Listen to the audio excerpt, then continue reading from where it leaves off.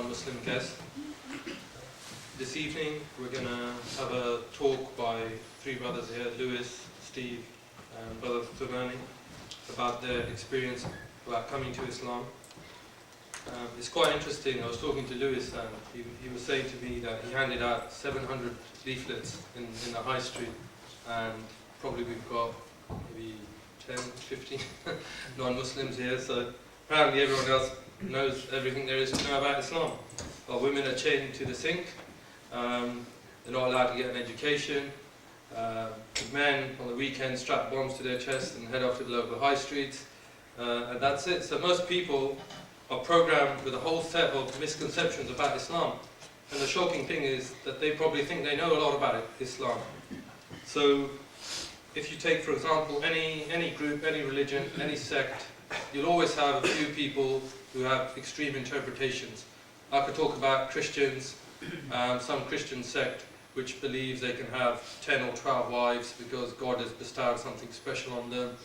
And if I then said, okay, Christians then marry, have 12 wives, and see another deviant sect, they believe their Messiah is David Qureshi, and I can build up this mosaic of Christianity which would be totally wrong and incorrect. And I think most of us would know that that's ridiculous to come up with that kind of assumption. But the same thing has basically happened with Islam, that people maybe take the Taliban and they say, that's an Islamic state, that's what Muslims want in the world. And if they get their way, that's what they would do. The women wouldn't have any rights, people wouldn't be educated, there would be a backward society. So all these kinds of thoughts are in the media, they're in the newspapers. So every time one of you maybe thinks about something about Islam, you already have a pre-prepared thought in your mind which kind of blocks that avenue of pursuit, stops you from going any further. You think, no, surely this couldn't be right because they do this. Surely that couldn't be right because they do that. And a lot of this is to blame on the mainstream media. So the impressive thing is when people actually search for Islam, and they know there's something more to life. They know that the world isn't a just place, and they know that just running to a mountain and renouncing the world won't change the world. So they look at Islam and they see all this misinformation, but they continue to pursue, they continue to search, and they won't just take the assumptions they've got, the information they've got from the TV, from the press. They know there's something more. And often what triggers this is when people actually meet Muslims or travel to Muslim countries, and they have all these stereotypes in their mind, and then when they actually meet Muslim people, they think, well, this doesn't fit the stereotypes I have. And Lewis himself, when he was on his trip to Egypt, I think that triggered some level of questioning in him, that hold on, I've had all these ideas put in my mind about what Islam is about and what Muslims are about, and every time I meet Muslims, I'm seeing something different. So instead of the media telling him what Islam is about, he actually was seeing with his own eyes, he was hearing it with his own ears, what Islam is really about. So this triggered a process of discovery, and the same is for all our guests here, where they actually pursued and questioned, and they found something which was completely opposite to what the common perception was about Islam. And they're going to share these experiences with us, and Lewis will speak first, and then Steve and Brother Thulani, and then we'll have an opportunity at the end to ask some questions. We'd encourage everyone to really just feel free to ask any questions. Don't feel, oh, that's not respectful or anything, because that's not what we're here for. We really want people to open their heart and ask any sort of nagging questions that they may have. So we'll start with Brother Lewis first. Thank you.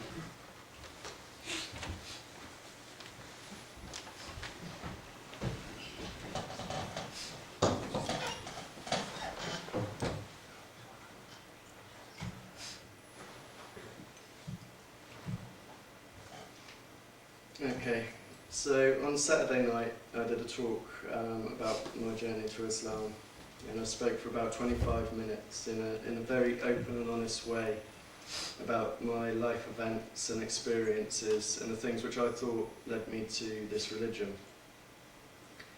I left that talk feeling like I didn't quite convey the right message, and since that talk I've had person after person, Muslim and non-Muslim, all with good intentions and many with really good points, telling me what I should say tonight.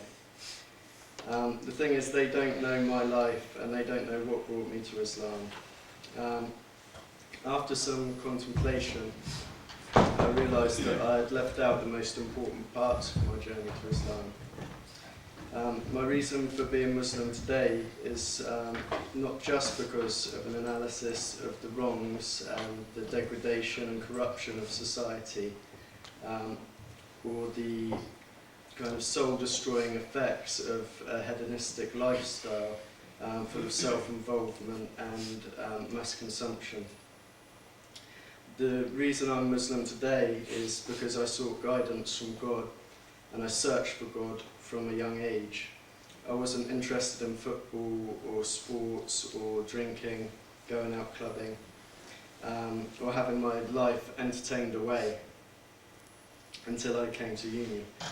I spent my youth reading religious scriptures and autobiographies, trying to pray in my own way, and spending a lot of time amongst what was left of nature. My parents were Buddhists, so I had a very different upbringing to a lot of people. My grandparents were Christian-ish, they didn't really practice anything. My parents and society put up a barrier between myself and any monotheistic faith, because they're generally portrayed as ridiculous and literally laughable. When I was handing out some of the flyers in town, people actually took them and laughed and threw them to the ground, because it seemed as something not to take seriously. To me, it seems like it's the only taboo left in society, actually, to talk about God or to pray in public, which is a kind of a sad reflection of what our society's become. Buddhism, like that of my parents, does have some truth in it, but fundamentally it rejects submission to God. In the media, Buddhism is portrayed as cool with karma and reincarnation, but even that is like a pseudo version of Buddhism. It kind of fits in very well with hedonism and consumerism, these ideals that we're being sold continually. All my life, probably like everyone in this room, naturally somewhere inside me I knew there was something more than this physical body, than this mundane life, and a life based on consuming, existing, and finding a path through event after event until you eventually die. There are these moments in life when you just get a feeling of something more. It's like your heart is yearning for something unknown, God or Allah. Someone once said religion is the opium of the masses. I think it was Karl Marx, which is pretty true, I'd say, with the exception of Islam. Actually, it's more like X Factor is the opium of the masses, and that's no joke, because TV is an opiate, which puts the left side of the brain, the part of the brain crucial for critical analysis, into a stupor for up to 3 hours after watching it. And it causes physical adrenaline-based responses.